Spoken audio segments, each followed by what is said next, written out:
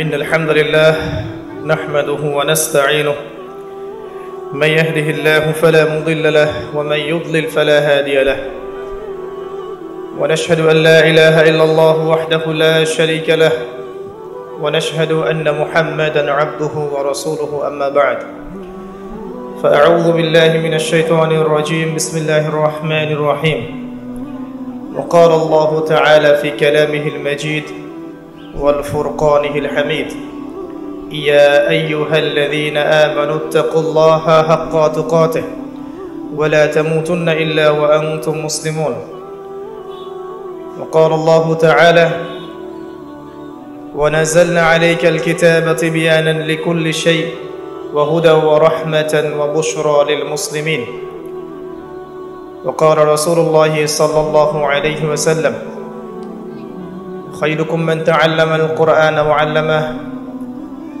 وإن الله يرفع بهذا الكتاب أقواما ويضع به الآخرين وقال عليه السلام القرآن حجة لك أو عليك رب اشرح لي صدري ويسر لي أمري واحلل عقدة من لساني يفقه قولي اللهم فقهنا في الدين وعلمنا التأويل اللهم اجعلنا منهم الذين آمنوا وعملوا الصالحات وتواصوا بالحق وتواصوا بالصبر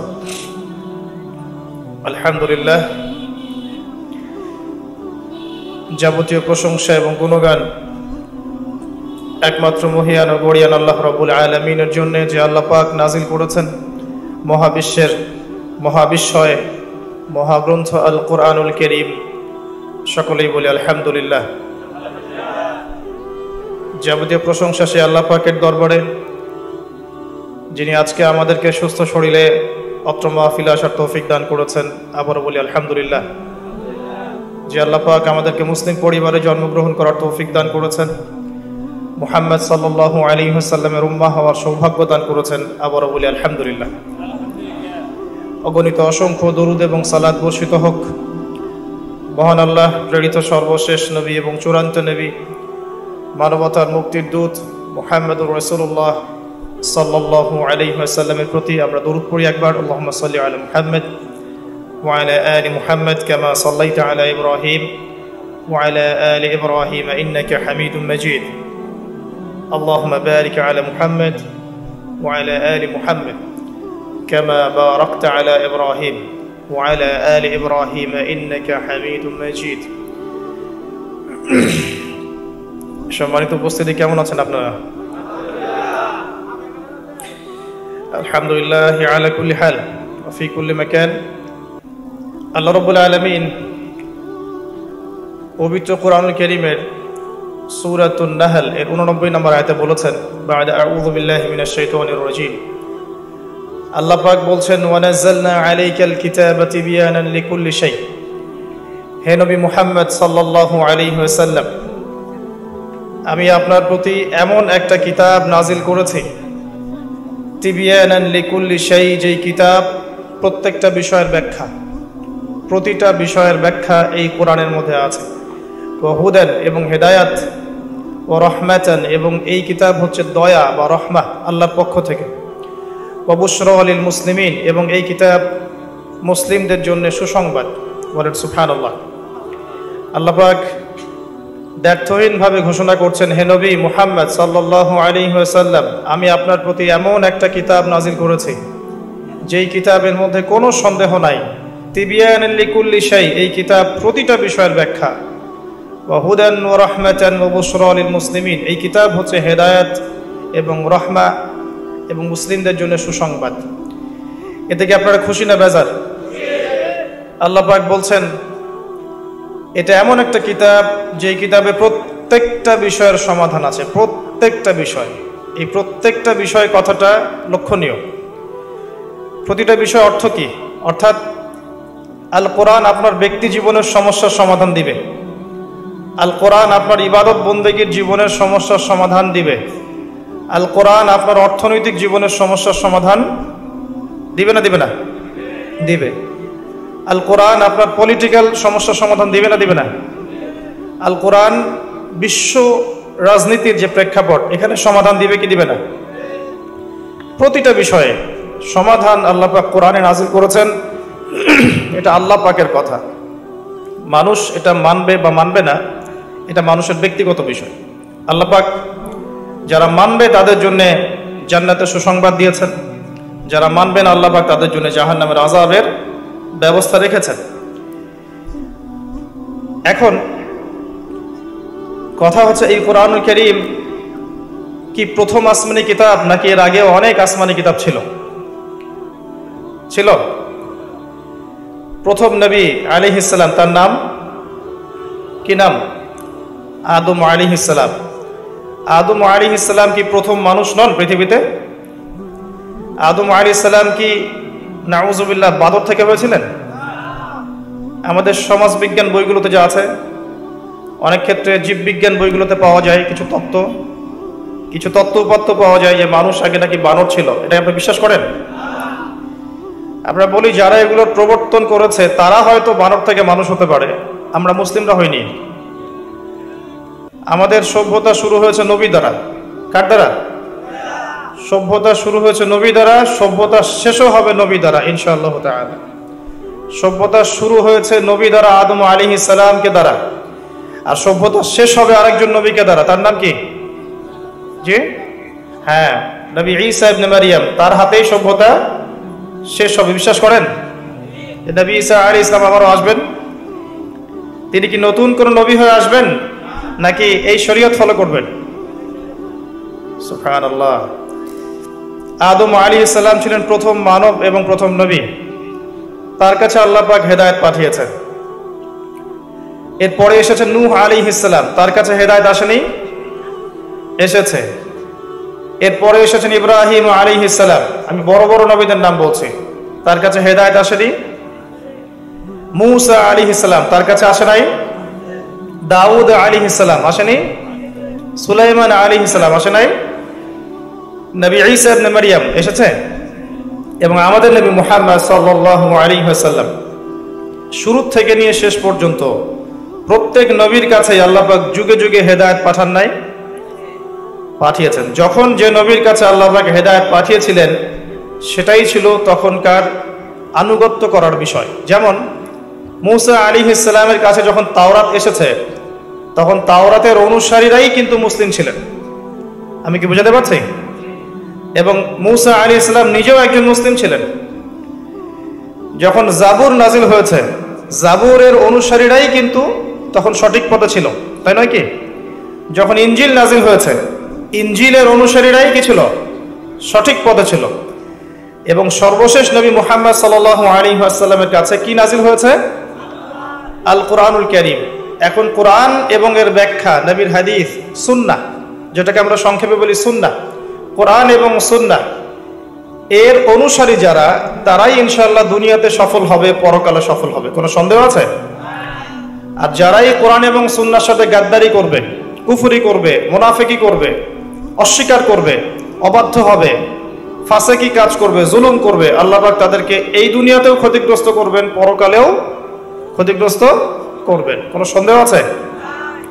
এখন প্রশ্ন হচ্ছে, কোরআনে আল্লাহ পাক সমস্ত বিষয়ের সমাধান দিয়েছেন, আমরা সমস্ত বিষয়ের সমাধান খুঁজে পাই না কেন? সমস্যা কোথায়?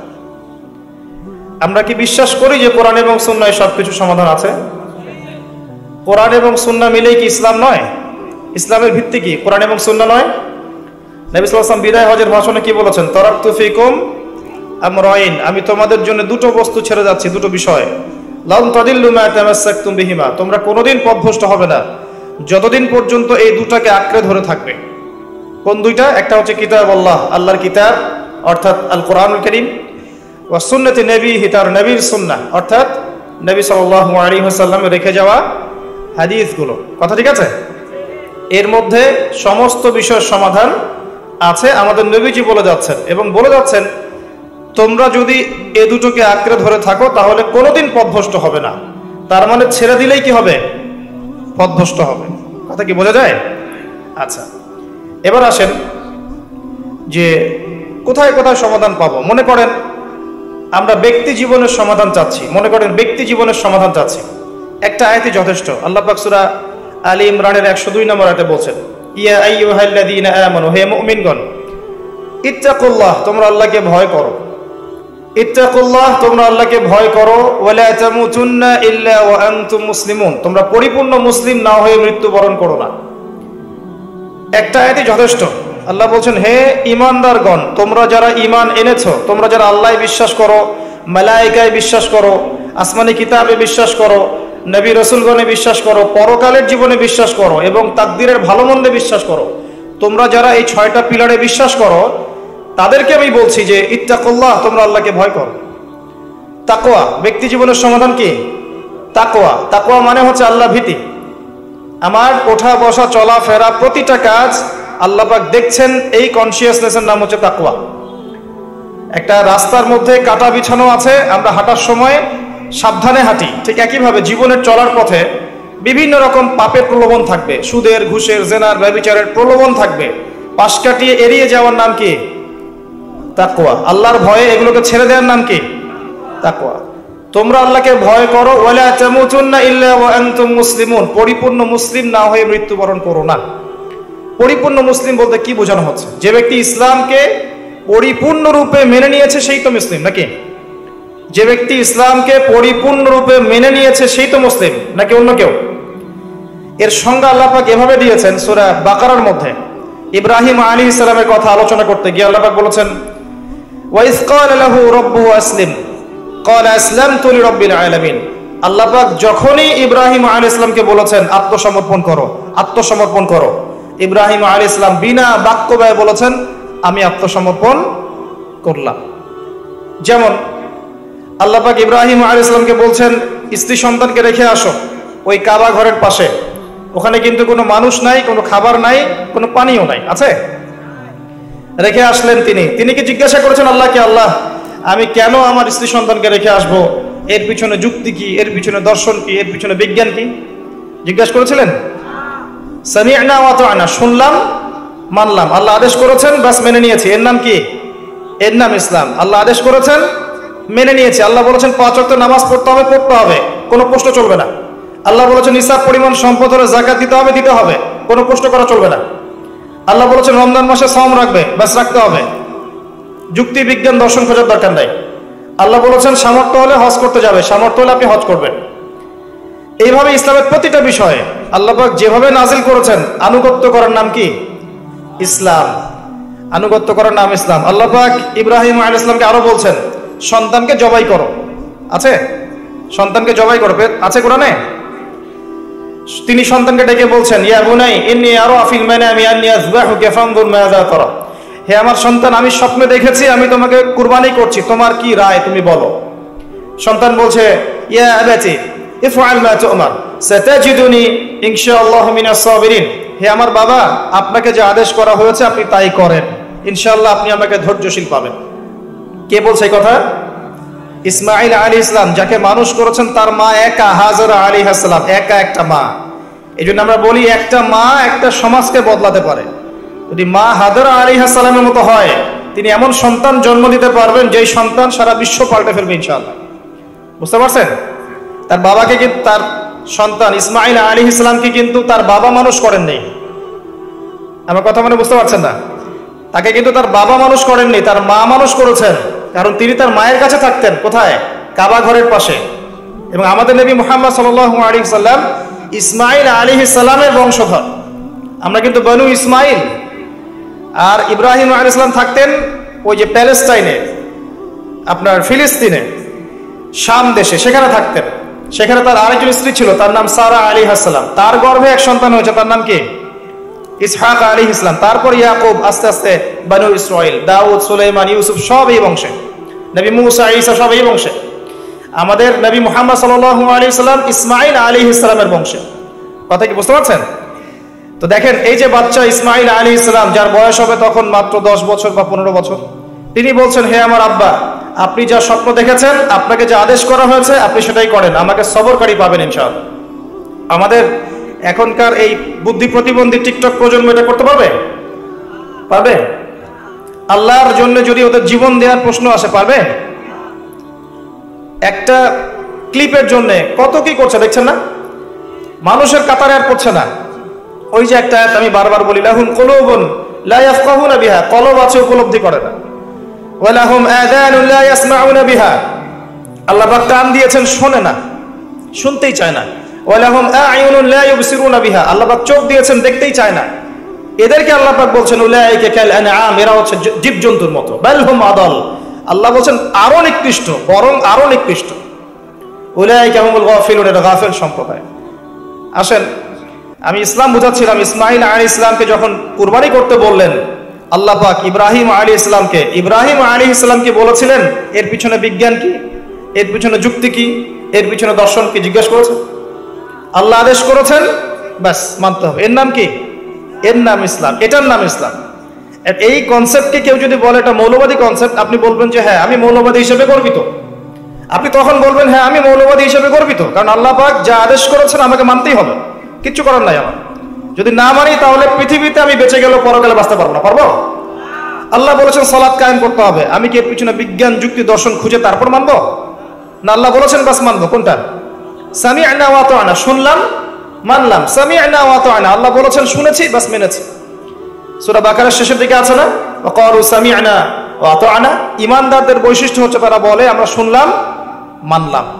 আর যারা ইহুদি তারা বলে সামি'না ওয়া আসাইনা, আমরা শুনলাম কিন্তু মানলাম না। এই সূরার মধ্যেই আছে, সম্ভবত 89 কি 90 নম্বর আয়াতের দিকে দেখে নিয়েন। তো এখান থেকে আপনাকে ইসলামের সংজ্ঞা বুঝতে হবে যে প্রত্যেক নবী মুসলিম ছিলেন, এবং তখন যে আসমানি কিতাবগুলো নাজিল করা হয়েছিল সেগুলোর আনুগত্যের মধ্যেই শান্তি কামিয়াবি ছিল। কোন নবী অমুসলিম ছিলেন না। আর ইসলাম কি জিনিস? আল্লাহর আদেশের সামনে আত্মসমর্পণ করে দেয়া, মাথা নত করে ফেলা, বিনা কারণেই।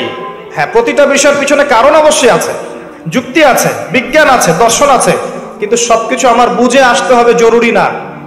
আমার জ্ঞান সীমিত, আল্লাহ পাকের জ্ঞান অসীম। আল্লাহ পাকের জ্ঞান অসীম, আমার সীমিত জ্ঞান আল্লাহর অসীম জ্ঞান ধরতে পারবে? আমার সীমিত জ্ঞান দিয়ে কি আমি আল্লাহ পাকের অসীম জ্ঞানকে যাচাই বাছাই করতে পারবো? পারবো না। এই জন্য সবচেয়ে ভালো বুদ্ধি হচ্ছে সামি'না ওয়া আতা'না, আল্লাহ বলেছেন শুনেছি, বাস মেনেছি। এখন দেখতে হবে কথাটা সত্যি আল্লাহ বলেছেন কিনা, আর কথাটা সত্যি নবী বলেছেন কিনা, এটা নিশ্চিত করতে হবে আগে। এটা নিশ্চিত করতে হলে আমাকে কোরআন এবং সুন্নাহ ঘাটাঘাটি করতে হবে, এবং কোরআন এবং সুন্নাহর বিষয়ে পারদর্শী যারা তাদেরকে জিজ্ঞাসা করতে হবে, বাস যথেষ্ট। এরপর যখন প্রমাণ হয়ে যাবে যে হ্যাঁ এটা কোরআনে আছে, এটা সুন্নাহে আছে, তখন এর ডানে বামে যাওয়ার সুযোগ আছে আমার। ডানে বামে না গিয়ে যদি আমি এর উপরে থাকি, এখন কেউ আমাকে বলে যে তুমি মৌলবাদী মুসলিম, তাহলে আপনি কি বলবেন? বলবেন যে আমি এটাতেই গর্বিত। আপনার কোনো সমস্যা? আল্লাহ পাক বলেছেন আমাকে ইসলামের মৌলিক বিষয়গুলো মেনে চলতে, আমি মেনে চলি। আর কোনো বিষয়ের মৌলিক বিষয় না মেনে চললে সে ওই বিষয়ে দক্ষ হতে পারবে না। পারবে? কেউ যদি ডক্টর হতে চায়, ডক্টর, তো মেডিকেল সায়েন্সের মৌলিক বইগুলো পড়তে হবে না? মৌলিক মূলনীতি মেনে চলতে হবে না? কেউ যদি ভালো ইঞ্জিনিয়ার হতে চায়, তাকে ইঞ্জিনিয়ারিং সায়েন্সের মূলনীতি মেনে চলতে হবে না? কেউ যদি ভালো পলিটিশিয়ান হতে চায়, তাকে রাজনীতির মূলনীতিগুলো মেনে চলতে হবে না? একজন সুনাগরিক হতে চায়, তাকে রাষ্ট্রের সংবিধানের মূলনীতি মেনে চলতে হবে না? নাহলে সুনাগরিক হতে পারবে? অতএব আপনাকেও ভালো মুসলিম হতে হলে, জান্নাতি মুসলিম হতে হলে কোরআন সুন্নাহর মূলনীতি মেনে চলতেই হবে। কথা কি বুঝতে পারছেন? এই মূলনীতি মেনে চলা কি পাপ, না মেনে না চলাটা পাপ? এখন ইসলামের বিষয়ে কয়েকটা কথা। ইসলাম আল্লাহ পাকের কাছে একমাত্র গ্রহণযোগ্য দিন। এই ইসলামটা আল্লাহ পাকের কাছে একমাত্র গ্রহণযোগ্য দিন, অন্য কোন দিন আল্লাহর কাছে গ্রহণযোগ্য নয়। কোথায় আছে? সূরা আলে ইমরান আয়াত নাম্বার 19, আল্লাহ পাক বলছেন ইন্নাদ দীনা ইনদাল্লাহিল ইসলাম, আল্লাহর কাছে একমাত্র গ্রহণযোগ্য দিনের নাম কি? ইসলাম। এখন ইসলাম কি শুধু একটা ধর্ম না একটা জীবন ব্যবস্থা? ইসলামে কি সবকিছু সমাধান আছে না নাই? তাহলে ইসলাম একটা শুধু কৃষ্টি কালচারের নাম নয়, বরং একটা কমপ্লিট কোড অফ লাইফ। আপনার পুরো জীবনের সবকিছু এখানে আছে। এখন আপনি এটা মেনে নিয়েছেন যে ইসলামের সবকিছুর সমাধান আছে, কিন্তু আমল করতে গিয়ে আপনি পারছেন না। আমল করতে গিয়ে পারছেন না, আমল করতে গিয়ে ঘাটতি হচ্ছে, কখনো কবিরা গুনাহ হচ্ছে, কখনো আপনি অর্থনৈতিক জীবনে সুদ খেয়ে ফেলছেন, কখনো অন্য কিছু করে ফেলছেন, কিন্তু আপনার বিশ্বাস আছে, আকীদা ঠিক আছে যে কোরআন এবং সুন্নাহে ইসলামের সবকিছুর সমাধান আছে। আল্লাহ চাইলে আপনার সমস্ত গুনাহ আল্লাহ মাফ করতে পারেন। কথা বুঝতে পারছেন না? আপনি বিশ্বাস ঠিক আছে আপনার, যে আপনি বিশ্বাস করেন, আকীদা ঠিক আছে আপনার, যে আপনি বিশ্বাস করেন কোরআন সুন্নাহ ইসলামের সবকিছু সমাধান আছে। এখন আমল করতে গিয়ে আপনি পারছেন না, দুনিয়ার কারণে হোক, ফিতনার কারণে হোক, দুনিয়ার স্বার্থের কারণেই হোক, ইত্যাদি ইত্যাদি। আল্লাহ চাইলে আপনার এই পাপগুলো মাফ করতে পারেন। কিন্তু একজন ব্যক্তির আকীদাই গলদ, সে মনে করে ইসলামে সব নাই, ইসলামে সবকিছু নাই, কোরআন সুন্নাহয় সবকিছু নাই, এটা এই যুগে চলে না ওই যুগে চলতো, এরকম তার মনে করে, এরকম মানসিকতা তার পথ চলতে গিয়ে গুনাহ হয়ে গেল, আল্লাহ পাক কি সেই ভুল ত্রুটি মাফ করবে? আকীদাই তো ঠিক নাই, আগে বেসিক ঠিক করতে হয়। তাই আমরা জীবনে কতটুকু আমল করতে পারি না পারি সেটা পরের কথা, আগে আকীদা ঠিক করতে হবে যে কোরআন সুন্নাহয় সবকিছু সমাধান আছে। এবার আপনি ইসলামে আসলেন, এসে দেখলেন এর ভিত্তি দুইটা, কোরআন এবং সুন্নাহ। আরেকটা হাদিসের মধ্যে আপনি পাবেন, হাদিসে জিবরিলের মধ্যে, এখানে আপনি দেখবেন ইসলামের পিলার হচ্ছে 5টা। কয়টা?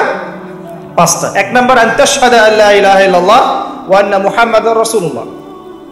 1 নাম্বার ইসলামের পিলার হচ্ছে আপনাকে সাক্ষ্য দিতে হবে যে আল্লাহ ছাড়া কোনো মাবুদ নেই, আল্লাহর তাওহীদের সাক্ষী দিতে হবে, এবং মুহাম্মদ সাল্লাল্লাহু আলাইহি ওয়াসাল্লাম আল্লাহর বান্দা এবং রাসূল, অর্থাৎ তাওহীদ এবং রিসালাতের সাক্ষ্য আগে দিতে হবে, এটা 1 নাম্বার।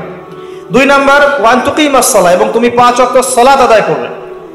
কালিমার সাক্ষ্য দেওয়ার পরেই মুসলিমের দায়িত্ব হচ্ছে 5 ওয়াক্ত সালাত কায়েম করা। সালাত নাই, ইসলাম নাই।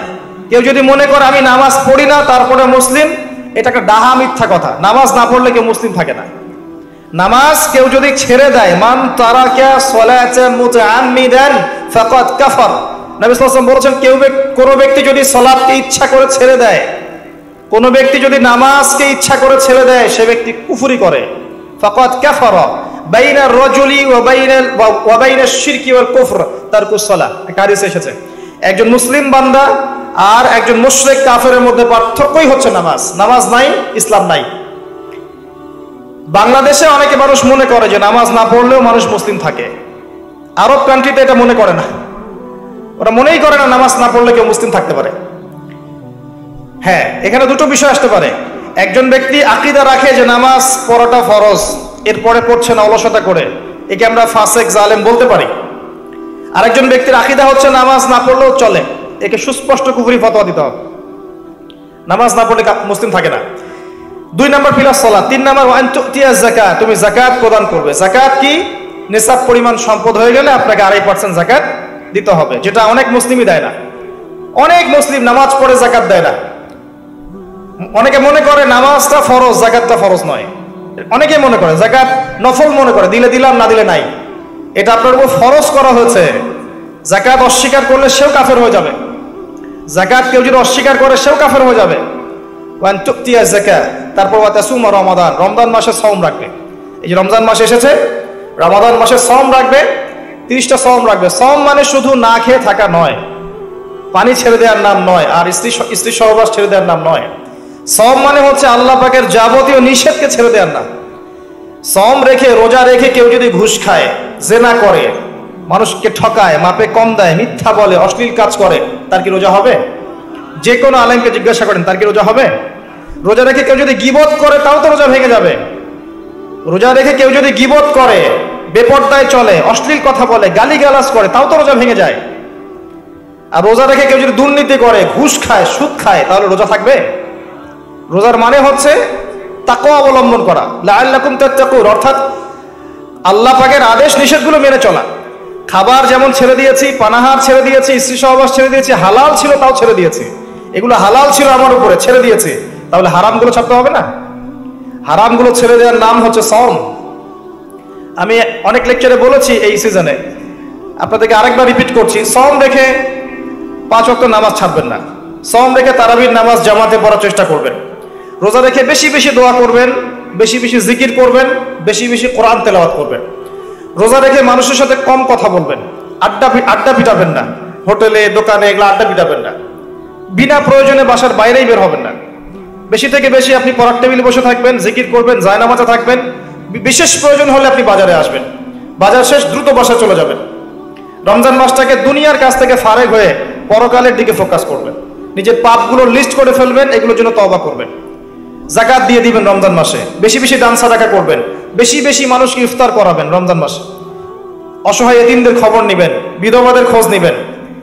রমজান মাসে যারা খেতে পারছে না, ওদের ঘরে ইফতারের প্যাকেজ পৌঁছে দিবেন। সামাজিকভাবে হোক, সংগঠনের মাধ্যমে হোক, মসজিদের মাধ্যমে হোক, মাদ্রাসার মাধ্যমে হোক, মানুষের ঘরে ঘরে ইফতার পৌঁছে দিবেন। প্রয়োজনে ঈদের বাজার পৌঁছে দিবেন। আমি বলেছিলাম ঈদের বাজার এবং রমজানের বাজার আগেই করে রাখেন, রমজান মাসে বেশি বেশি বাইরে যাবেন না, রোজা রেখে বেশি খাবেন না, ইফতারে রোজা রেখে বেশি বেশি ইফতারে খাবেন না, সেহরিতে বেশি বেশি খাবেন না, লাইলাতুল কদর পাওয়ার চেষ্টা করবেন, শেষের দশক ইতিকাফ করার চেষ্টা করুন মসজিদে। আর যদি এটা না করতে পারেন তাহলে শেষের দশকের বিজোড় রাতগুলো 21, 23, 25, 27, 29 আপনি বাসায় রাত জাগবেন, পরিবার বর্গকে জাগাবেন, এর মধ্যেই লাইলাতুল কদর আছে। এক রাত ইবাদত করলে আপনি 1000 মাসের নেকি পাবেন ইনশাআল্লাহ তাআলা। সবচেয়ে বড় কথা, এই মাসে আল কোরআন নাজিল হয়েছে, শাহরুর রমাদানাল্লাযী উনজিলা ফীহিল কোরআন, এটাই সেই মাস যেই মাসে কোরআন নাজিল হয়েছে। রমজান মাস এই কারণে মহিমান্বিত যে এই মাসে কোরআন নাজিল হয়েছে, ইন্না আনজালনাহু ফি লাইলাতুল কদর, এই মাসে কোরআন নাজিল হয়েছে। অতএব এই মাসকে কোরআনের সময় দিতে হবে, এই মাসকে কোরআনময় করে ফেলবেন। যারা কোরআন তেলাওয়াত করতে জানেন না, এই মাসে কোরআন তেলাওয়াত করা শিখবেন। যারা কোরআন তেলাওয়াত করতে পারেন, এই মাসে একবার করে খতম দিবেন, প্রতিদিন 1 পারা করে পড়বেন, 30 দিনে 30 পারা, 1 খতম। যারা হাফেজ আছেন, এই মাসে কোরআনটাকে আবার রিভিউ করবেন, চর্চা করবেন, আবার রিগেইন করবেন। আবার যারা কোরআনের আরবি বোঝেন, ব্যাকরণ বোঝেন, তাফসীর জানেন, তাদের উচিত হবে এই মাসে পুরো কোরআনটাকে শুরু থেকে শেষ পর্যন্ত তাফসীরগুলো পড়ে ফেলা, অন্তত একবার পড়ে ফেলা। যারা আমরা কোরআন নিয়ে 2-4টা কথা বলতে পারি, উচিত হবে কোরআনের দার্স মানুষকে দেয়া। প্রত্যেক দিন আসর থেকে মাগরিব পর্যন্ত মসজিদে দার্স হবে, মসজিদে সবাই একসাথে ইফতার করবেন, এরকম ট্রেডিশন আপনার সংস্কৃতি চালু করে ফেলেন। রমজান মাসে কোরআনকে সময় দেন, কোরআনের দাওয়াত মানুষের কাছে পৌঁছান, শেখান।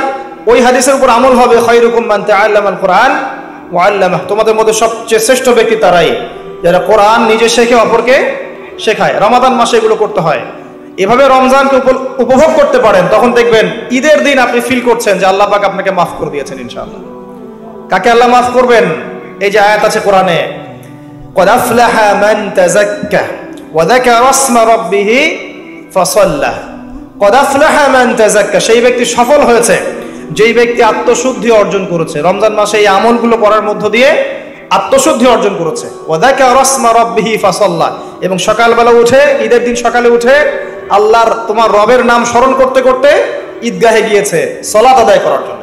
ওয়া যাকারা ইসমা রাব্বিহি ফাসাল্লা।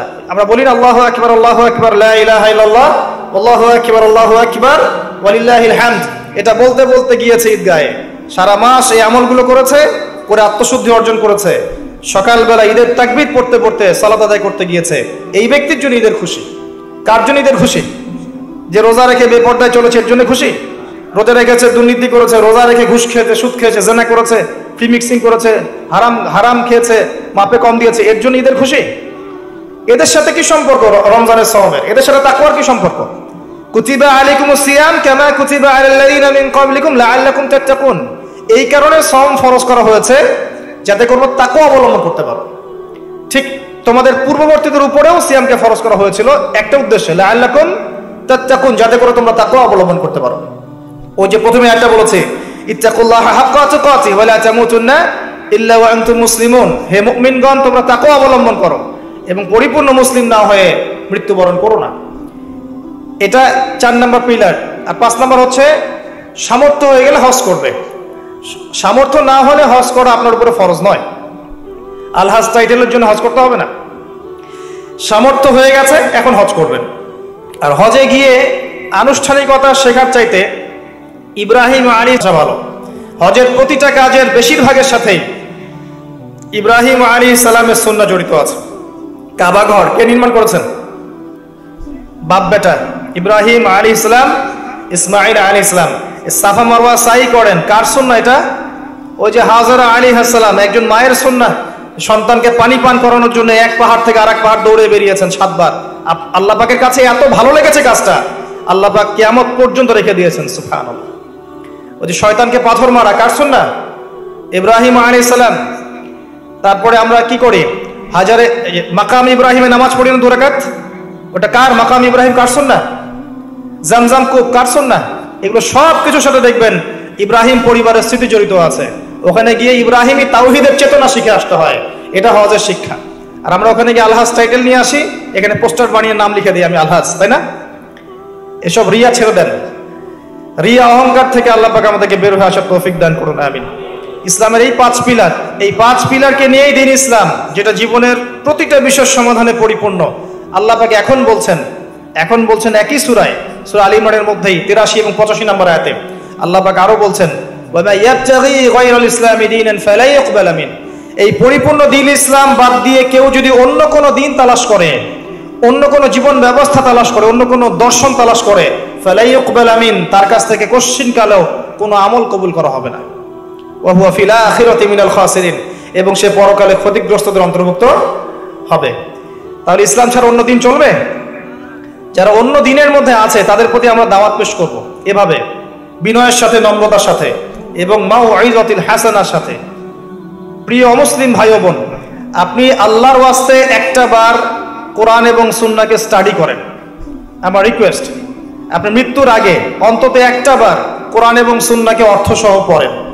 পড়ার পরে যদি আপনার কাছে মনে হয় যে সত্যি কোরআন এবং সুন্নাহর মধ্যে সমস্ত বিষয়ের সমাধান আছে, তাহলে আর দেরি করবেন না, অনতি বিলম্বে আল্লাহর সামনে আত্মসমর্পণ করে মুসলিম হয়ে যান।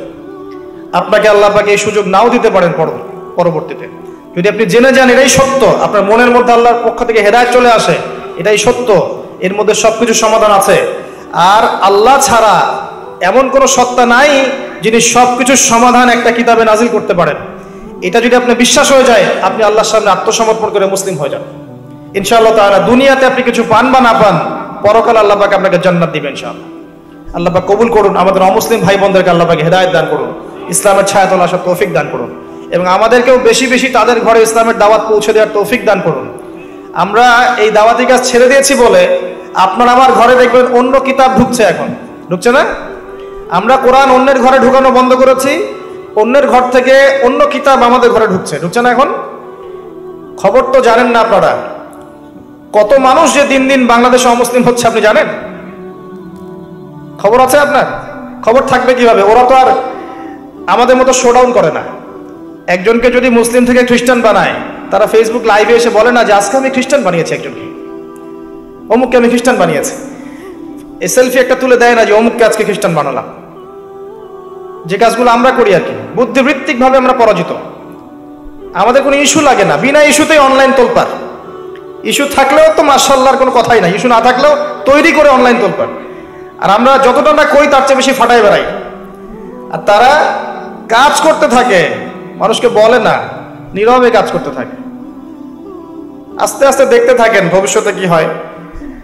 আল্লাহ পাক আমাদেরকে রক্ষা করুন, আমিন। যে বিষয়টা বলছিলাম, আমি এখান থেকে আলোচনা শেষের দিকে আসি। এই ইসলাম আল্লাহর কাছে একমাত্র গ্রহণযোগ্য দিন, এটা ছাড়া অন্য কোনো দিন কেউ যদি তালাশ করে, কোশ্চিন কালেও তার কাছ থেকে কবুল করা হবে না। এখন আমি বলতে চাচ্ছিলাম যে প্রত্যেক যুগে যুগেই আল্লাহ পাক যে নবী রাসূলগণকে প্রেরণ করেছেন, সবাই কি ছিলেন? সবাই মুসলিম ছিলেন। এখন সর্বশেষ নবী মুহাম্মদ সাল্লাল্লাহু আলাইহি ওয়াসাল্লাম, তার কাছে আল্লাহ পাক 23 বছরে আল কোরআন নাজিল করেছেন। কত বছরে? তার 13 বছর মক্কায়, বাকি 10 বছর মদিনায়। এই 23 বছর, এই 23 বছরে আইয়ামে জাহিলিয়াতের মধ্যে অনেক পাপ ছিল, কিন্তু সেখানে শিরিক ছিল, আপনার সুদ ছিল, আপনার জেনা ব্যভিচার ছিল, মাদক ছিল, নারীর অবমাননা ছিল, গোত্রীয় হানাহানি কাটাকাটি, অনেক অনেক পাপের মহামারী ছিল এক কথায় আইয়ামে জাহিলিয়াতের মধ্যে। মাত্র 23 বছরের ব্যবধানে কোরআন এবং সুন্নাহর দাওয়াতের মধ্য দিয়ে নবী করিম সাল্লাল্লাহু আলাইহি ওয়াসাল্লাম এই পুরো আরবকেই পরিবর্তন করে দিয়েছেন। বলেন সুবহানাল্লাহ। 23 বছর পরে আপনি এখানে কোনো শিরিক পাচ্ছেন না, কোনো শিরিক নাই, কোনো বেদাত নাই, কোনো হারাম নাই, সুদ নাই, জেনা নাই, নারীর অবমাননাও নাই, গোত্রীয় হানাহানি কিছু নাই। মাত্র 23 বছর। এখন আমাকে বলেন, সেই আল্লাহ কি মারা গেছেন? নাউজুবিল্লাহ। সেই কিতাব কি নাই? সেই নবীর সুন্নাহ কি এখনো নাই? তাহলে সমস্যাটা কোথায়? আমরা জাহিলিয়াত দূর করতে পারছি না কেন? সমস্যাটা কোথায়? আল্লাহ আছেন, সেই কিতাবও এখন আমাদের কাছে আছে, সেই নবীর সুন্নাহ আমাদের কাছে আছে, আছে না?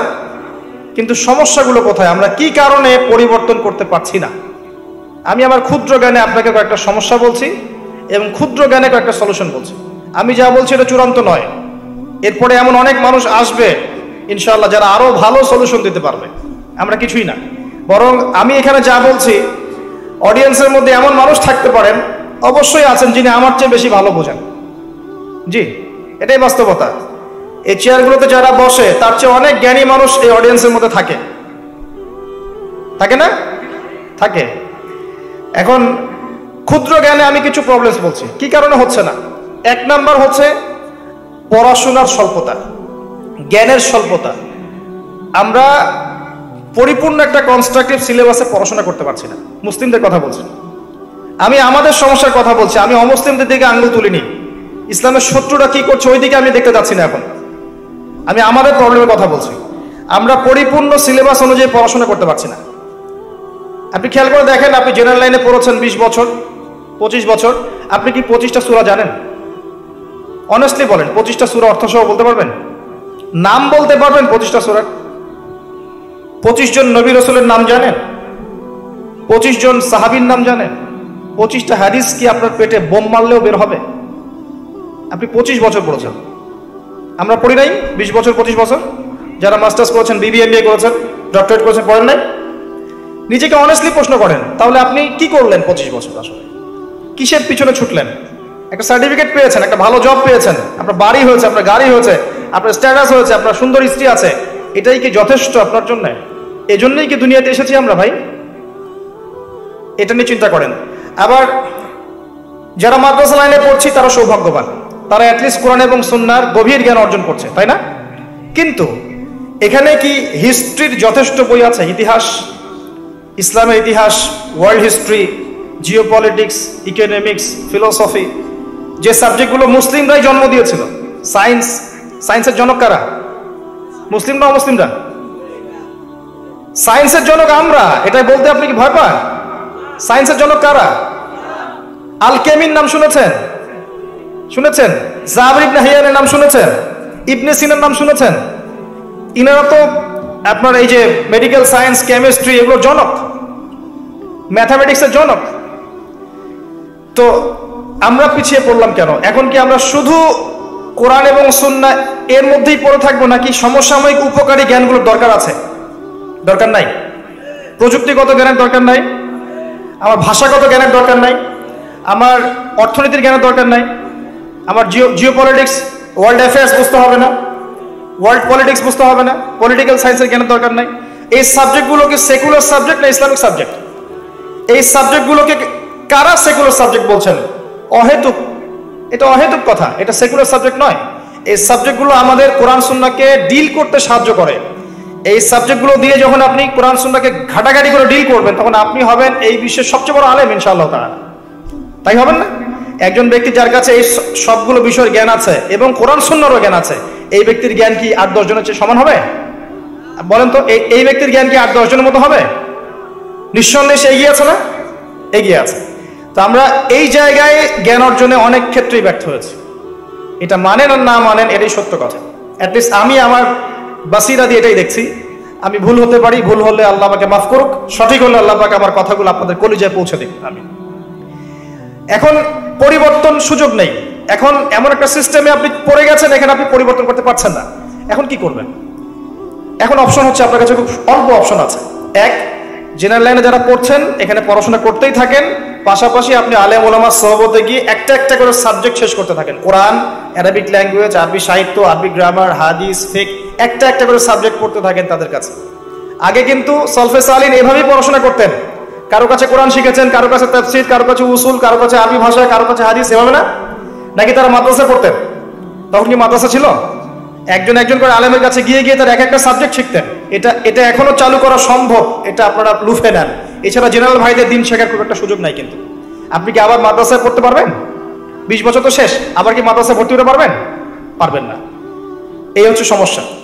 তো সমস্যাগুলো ফাইন্ড আউট করেন। প্রথম সমস্যা জ্ঞানতাত্ত্বিক সমস্যা, এবং আরেকটা বড় সমস্যা হচ্ছে কোরআন সুন্নাহর জ্ঞান হাতে নিয়েও আমি বিশ্বকে চ্যালেঞ্জ করতে পারি নাই।